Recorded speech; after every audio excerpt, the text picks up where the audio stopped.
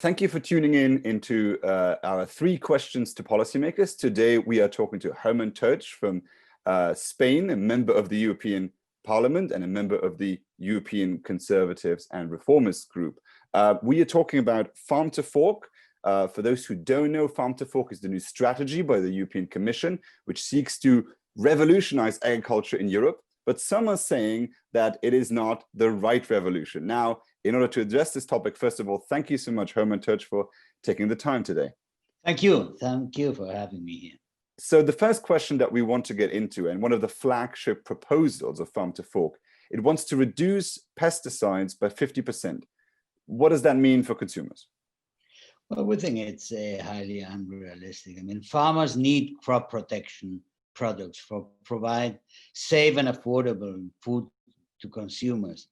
Any reduction in the pesticides used proposed by these decision makers needs to be properly assessed, and it's based in science. And we have to know really what the effects of all of these reductions will be. As far as we know, current Farm to Fork goals are far from being scientifically sound to address the food security challenges. Any reduction proposal should be accompanied by alternatives to farmers that are unfortunately facing now new pests and diseases. We can't really abstract our actions from the needs of the farmers for their production.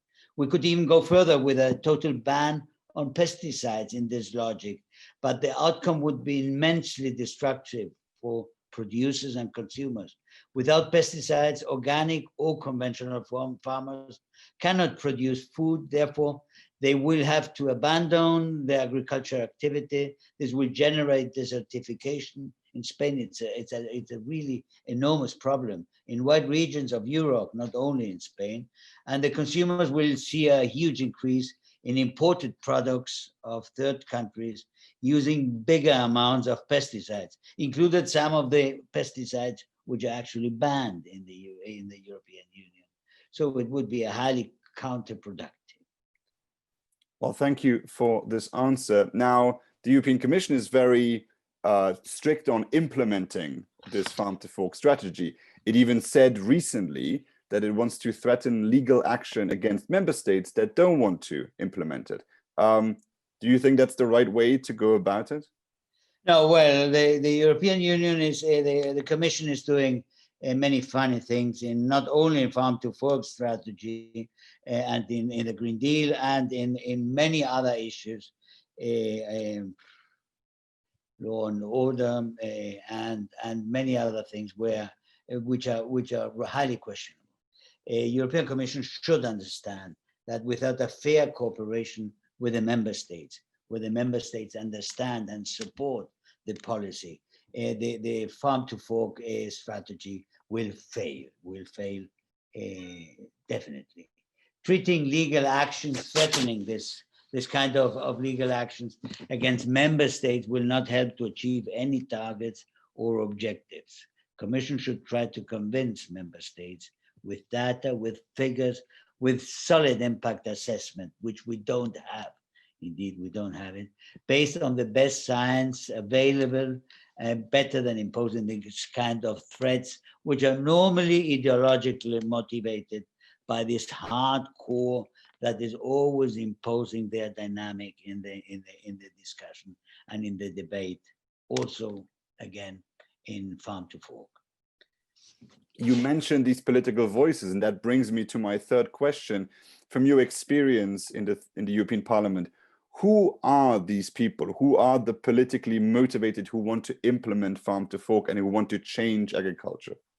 Well, we have a very dangerous mixture there. We have, from one side, we have this radicalized, almost fanatized core groups of ecological and radical left, who have not the slightest idea about agriculture and about countryside and about environment, but the urban ideological kind of activism, this green vision religion is more and more powerful.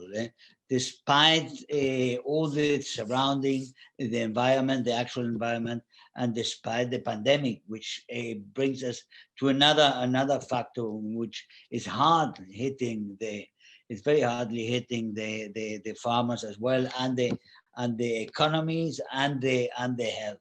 The situation is completely new after this devastating effects of the pandemic, and everybody should see, and we should reassess the effects of decisions which were made before the pandemic started.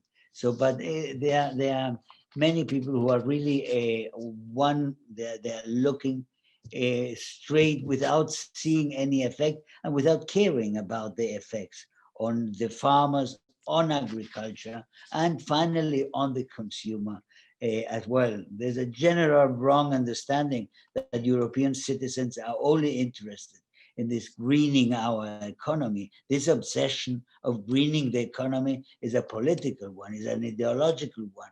And the big parties are being, let's say, pressed by this radical militant activism and groups, isolating other key social and economic aspects in our life. Environmental concern is very legitimate and necessary, but it should always be taken into consideration together with other very legitimate factors, which is the economy and the survival of the farmers as farmers themselves, and the agriculture and the national production. We have to have a national production to have agriculture, and they are threatening it with decisions which don't take into account all these factors added.